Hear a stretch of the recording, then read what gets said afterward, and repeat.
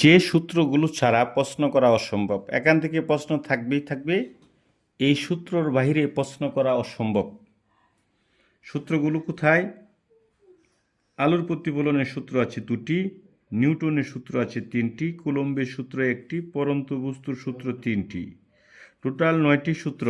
এই 9টি সূত্র ছাড়া এসএসসি 2026-এ প্রশ্ন করা ইম্পসিবল।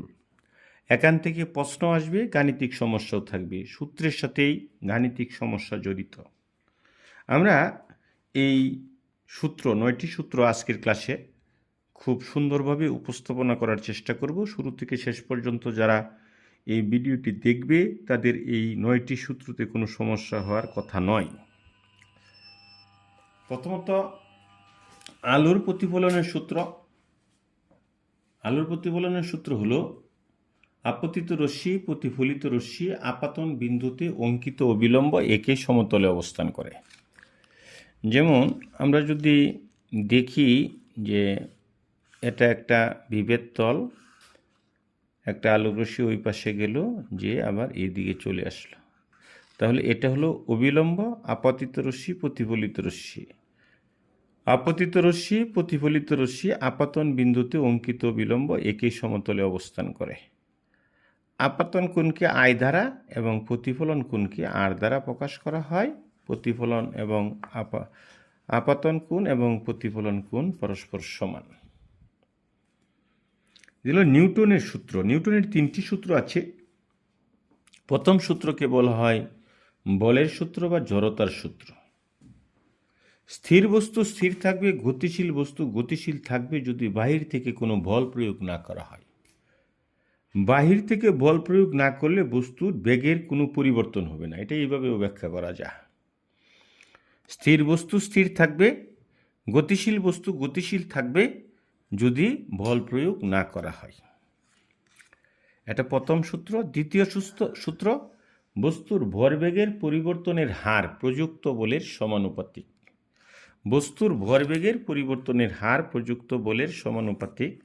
তো ওখানে যদি আমরা যে বস্তুর ভরবেগের সমানুপাতিক mv মাইনাস mu বাই টি, এটা হলো ভরবেগের পরিবর্তনের হার।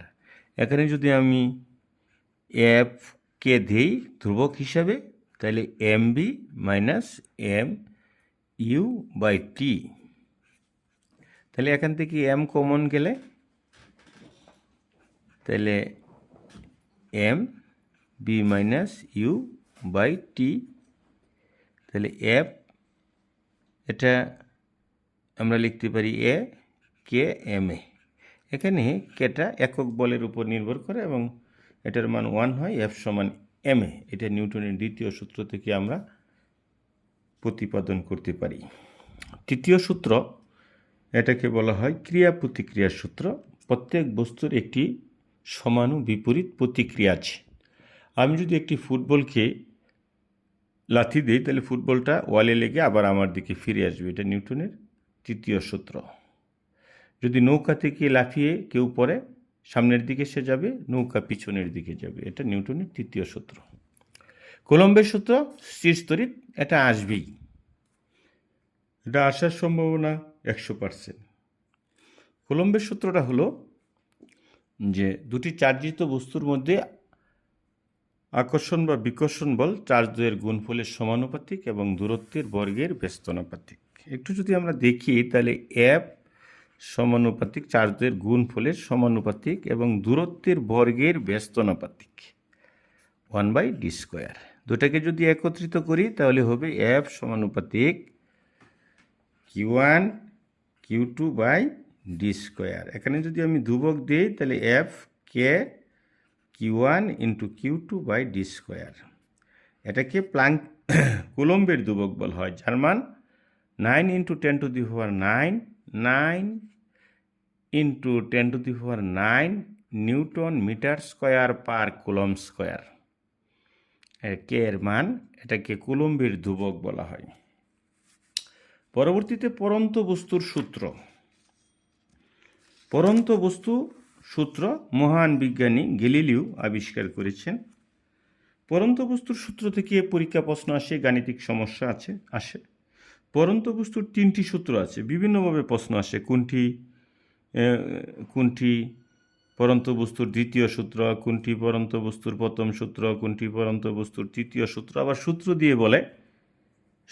দিয়ে বলে যে এটা পরন্ত বস্তুর কোন সূত্র। যেমন যদি প্রশ্ন এরকম হয় যে বি সমানুপাতিক টি, বেগ সময়ের সমানুপাতিক, এটা পরন্ত বস্তুর কোন সূত্র, জানা না থাকলে হবে না। তাহলে আমরা পরন্ত বস্তুর 3টি সূত্র নিয়ে কথা বলি। পরন্ত বস্তুর 3টি সূত্র নিয়ে কথা বলছি। প্রথম সূত্র হলো পরন্ত বস্তুর সূত্র। প্রথম সূত্র, স্থির অবস্থান থেকে বিনা বাধায় পরন্ত সকল বস্তু সমান দূরত্ব অতিক্রম করে। যদি 20 তলা একটি বিল্ডিং থেকে উপর থেকে 1 লক্ষ মার্বেল পাথর একসাথে ফেলানো হয়, তাহলে সব কয়টা মার্বেল একই সময়ে ভূমিতে পতিত হবে। স্থির অবস্থান থেকে বিনা বাধায় সকল বস্তু সকল সময়ে সমান দূরত্ব অতিক্রম করে, এটা প্রথম সূত্র। দ্বিতীয় সূত্র হলো বি সমানুপাতিক টি। স্থির অবস্থান থেকে, এটা 3টা সূত্রের ভিতরে আসবে, স্থির অবস্থান থেকে বিনা বাধায় পরন্ত বস্তুর বেগ সময়ের সমানুপাতিক, অর্থাৎ সময় যত বাড়বে বেগ তত বাড়বে এবং ভূমি স্পর্শ করার পূর্ব মুহূর্তে তার বেগ সর্বোচ্চ থাকবে। তৃতীয় সূত্র হলো স্থির অবস্থান থেকে বিনা বাধায় পরন্ত বস্তুর অতিক্রান্ত দূরত্ব সময়ের বর্গের সমানুপাতিক, সময়টা যত বাড়বে অতিক্রান্ত দূরত্ব তত বাড়বে। তাহলে আমরা 9টা যে সূত্র, তার ভিতরে পরন্ত বস্তুর 3টি সূত্র, নিউটনের 3টি সূত্র 6টা, আর আলোর প্রতিফলনের 2টা 8টা, আর আরেকটা সূত্র হলো কুলম্বের সূত্র। এই 9টা সূত্র আমরা পড়লে আমাদের গাণিতিক সমস্যাও কমন পড়তে পারে, সূত্রও কমন পড়বে, সংক্ষিপ্ত প্রশ্নও কমন পড়বে, কখও কমন পড়বে। সুতরাং এই 9টি সূত্রকে আমরা সর্বাধিক গুরুত্ব দিয়ে পড়ব। যারা এই ক্লাসে দেখছেন তাদেরকে অভিনন্দন, ধন্যবাদ। আমাদের লাইভ ক্লাস দেখার জন্য আমন্ত্রণ রইল। ধন্যবাদ।